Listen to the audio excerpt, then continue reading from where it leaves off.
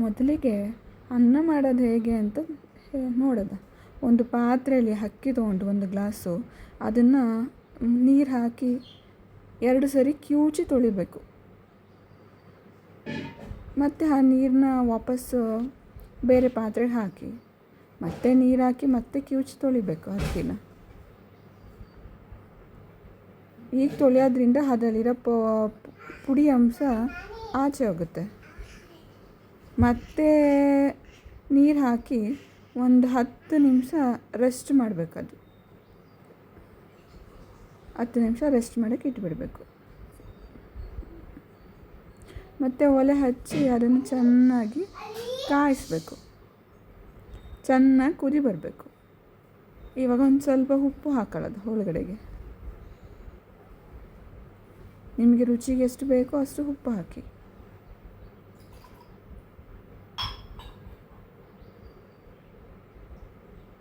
ಒಂದೆರಡು ಸಾರಿ ತಿರುಗಿ ಕೈ ಆಡಿಸಿ ಚೆನ್ನಾಗಿ ಕುದಿ ಬರೋ ತನಕ ಕುದಿಸಿ. ಈ ರೀತಿ ಅನ್ನ ಮಾಡ್ಕೊಳ್ಳೋದ್ರಿಂದ ಸಕ್ಕರೆ ಕಾಯಿಲೆ ಇರೋರಿಗೆ ತುಂಬ ಉಪಯೋಗ ಆಗುತ್ತೆ.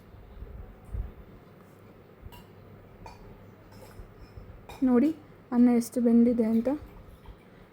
ಇದು 1 ಗ್ಲಾಸ್ ಅಕ್ಕಿಗೆ 5ರಿಂದ 6 ಗ್ಲಾಸ್ ನೀರು ಬೇಕಾಗುತ್ತೆ ಈ ರೀತಿ ಅನ್ನ ಮಾಡೋದಕ್ಕೆ.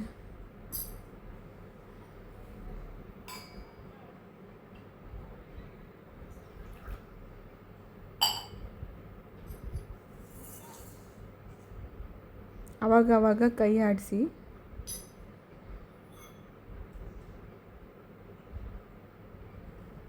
ನೋಡಿ ಈಗ ಹೇಗೆ ಅನ್ನ ಬೆಂದಿದೆ ಅಂತ. ಈಗ ಇದನ್ನು ಅನ್ನನ ಗಂಜಿ ಅನ್ನ 2 ಸಪ್ರೇಟ್ ಮಾಡಬೇಕು, ಬೇರೆ ಬೇರೆ ಮಾಡಬೇಕು. ಇದನ್ನು ಮಾಡಬೇಕಾದ್ರೆ ಸ್ವಲ್ಪ ಹುಷಾರು, ಕೈಗೆ ಸುಟ್ಟಿತ್ತು. ನಿಧಾನವಾಗಿ ಗಂಜಿನ ಬೇರೆ ಪಾತ್ರೆಗೆ ಹಾಕೋದು.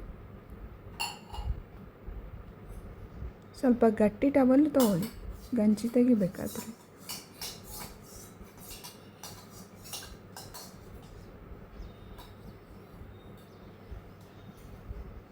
ಗಂಜಿ ತೆಗೆದ ಮೇಲೆ ಮತ್ತೆ ಅದನ್ನು ಸ್ಟವಲ್ಲಿ ಹಿಡಿ ಒಂದು 5 ನಿಮಿಷ ಸಣ್ಣ ಉರಿಯಲ್ಲಿ.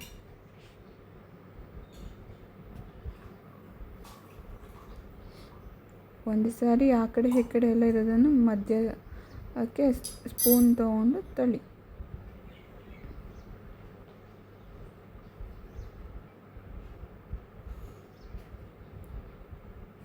ಹತ್ತು ನಿಮಿಷ ಕಾಯಿಸಿ. ಮತ್ತೆ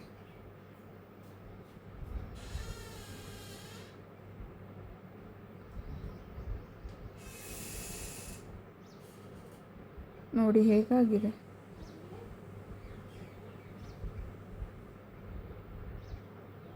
ಅನ್ನ ಸರಿ ಬೆಂದಿದೆ. ನಮ್ಮ ಹಿಂದಿನ ಕಾಲದಲ್ಲಿ ಹೀಗೆ ಮಾಡ್ತಿದ್ದರು ಅನ್ನನ.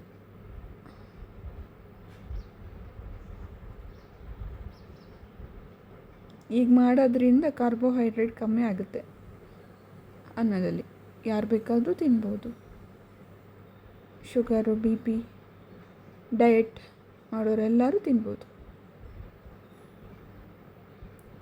ಮತ್ತು ಇದರಿಂದ ತೆಗೆದಿದ್ದ ಗಂಜಿನ ತೆಳ್ಳಗಿರ್ತಾರಲ್ಲ ಮಕ್ಕಳು, ಅವ್ರಿಗೆ ಸಹ ಕೊಡ್ಬೋದು.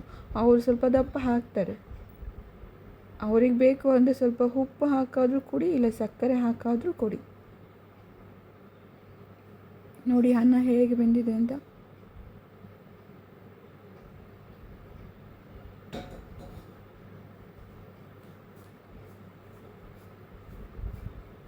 ನೋಡಿ ಗಂಜಿ ಎಷ್ಟು ಗಟ್ಟಿ ಇದೆ. ಇದನ್ನು ಉಪ್ಪು ಹಾಕಿ ತೆಗೆದ್ರೆ ಮಕ್ಕಳಿಗೆ ಕೊಡಿ.